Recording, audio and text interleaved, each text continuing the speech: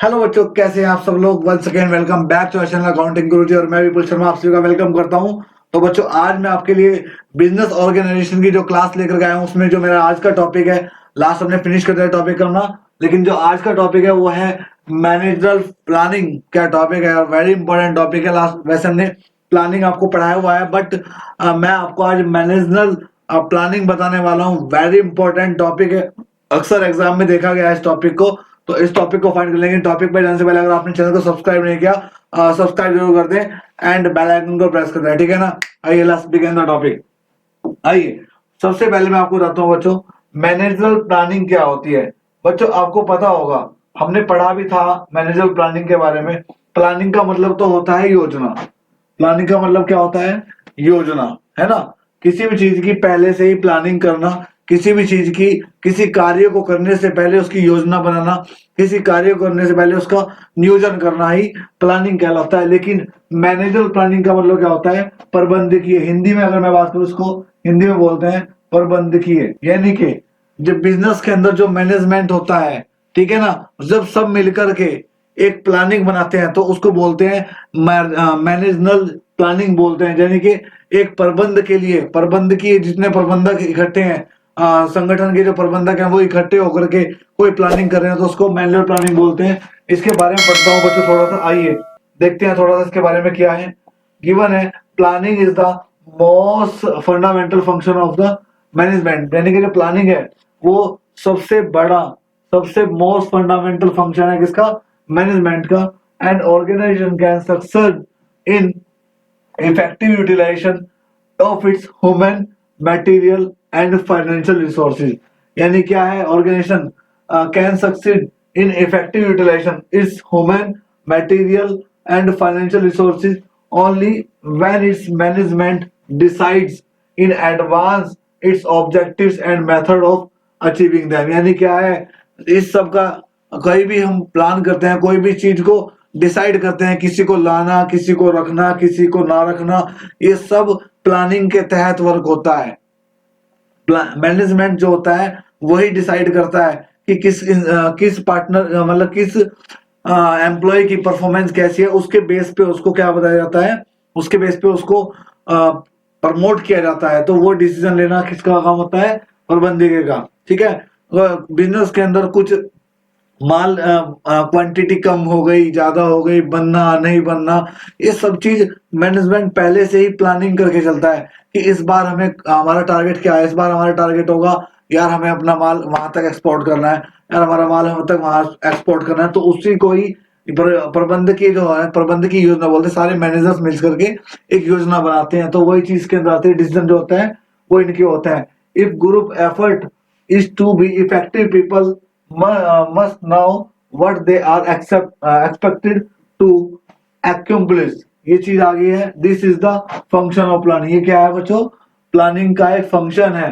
Planning Planning involves selecting from among alternative future course of action for the enterprise as a whole and for every department or section within it।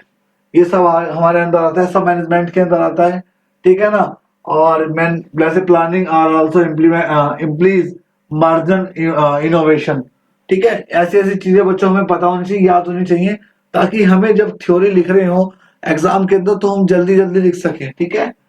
उसके बाद planning is the deciding, planning is the deciding in advance the objective of the organisation in the short as well as long run. यानी क्या है? Planning जो decide होती है in advance, यानी कि पहले से ही प्लानिंग होती है, लॉन्ग रन में भी होती है और शॉर्ट रन में भी होती है, ठीक है। मीन्स ऑफ टेक्निंग देम, ये सब आता है।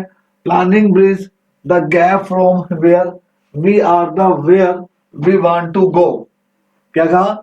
Where we are the where we want to go, ठीक है।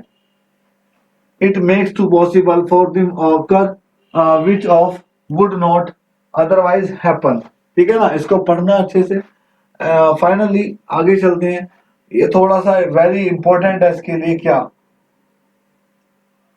देखो, planning is deciding in advance what to do how to do, when to do, who is to do it. So we can say that's elements of planning. यानी कि ये क्या है, element planning के elements हैं. what to do, क्या करें, है ना. how to do, कैसे करें. when to do, कब करें. who to do, who is to do it, कौन करेगा. ये सब चीजें इसके एलिमेंट्स होते हैं. देखो प्लानिंग कभी भी होती है. प्लानिंग मैं हूं, आप हैं, हम लोग क्या कहते हैं भाई, कौन करेगा प्लानिंग, कब होगी प्लानिंग, कैसे होगी प्लानिंग, है ना. होता है ना, सब विचार आते हैं. तो वही चीज ये बता रहा है. जैसे कि फर्स्ट आया व्हाट विल बी डन, है ना.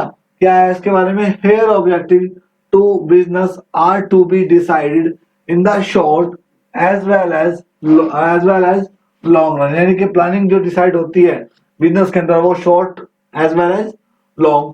What resources will be required, यानी कि किस संसाधन को रिक्वायर्ड करेंगे, है ना. तो उसके बारे में this involve elimination of the available and potential resources, estimation of resources required for the achievement of objectives and filling the gap between the two if any way. ठीक है. उसके बाद how it will be done, यानी कि कैसे होता है, ठीक है ना, कैसे होगा.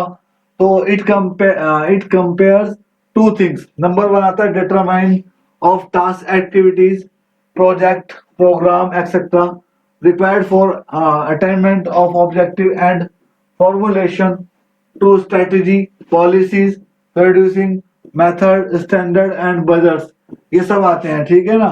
और उसके बाद who will do it, it involves assigning the responsibilities various managers for attaining enterprise objectives. These enterprises are further broken down into the segmental objectives resulting. ये सब आता है, वो डिपार्टमेंटल, सेक्शनल, ये सब आता है, ठीक है ना. उसके बाद आता है when it will be done. It consist the determining timing sequence if any for the performance of virus activities. ठीक है ना. कब होता है, तो तब होता है जब हमारी परफॉर्मेंस अच्छी हो, हमारी एक्टिविटीज अच्छी हो, तब होता है सब चीज. ठीक है. इसके बाद बस हमारा लास्ट टॉपिक है क्या, ये नेचर ऑफ प्लानिंग. ठीक है. उसके बाद बाकी कल देखेंगे. आइए नेचर ऑफ प्लानिंग के बारे में पढ़ते हैं. वीडियो चलो लंबी नहीं करता मैं, ताकि आपको धीरे पढ़ाऊं, थोड़ा पढ़ाऊं, पर प्रॉपर समझ में आना चाहिए ना, आप नोट्स भी अपने प्रॉपर बना सको.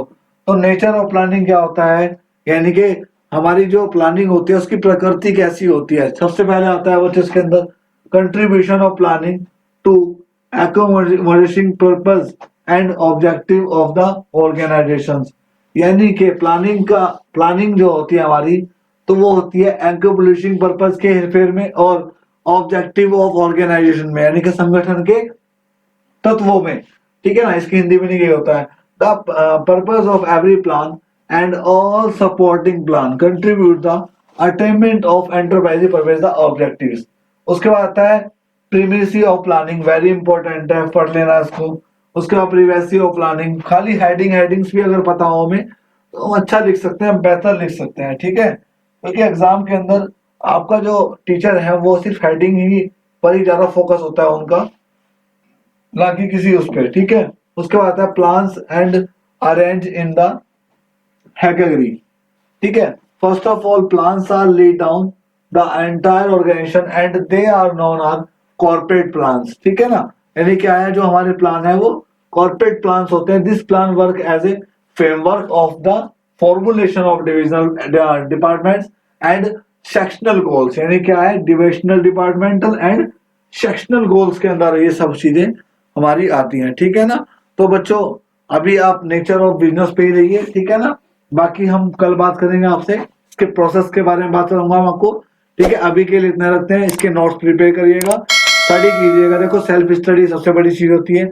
मैंने सिर्फ आपको थोड़ा थोड़ा कंसेप्ट क्लियर कर दिया, मैं सिर्फ आपको थोड़ा थोड़ा कंसेप्ट क्लियर करूंगा. बाकी आप बुक से क्या करें, नोट्स बनाइए, हिंदी पढ़िए इसकी, आपको पूरा प्रॉपर पूरा समझ आएगा. ठीक है ना. बाकी गाइडेंस मेरे 100%. चलिए, thank you so much for watching this video. Like share comment जरूर करिएगा. मिलते हैं नेक्स्ट वीडियो में नेक्स्ट टॉपिक के साथ. Bye bye all of you.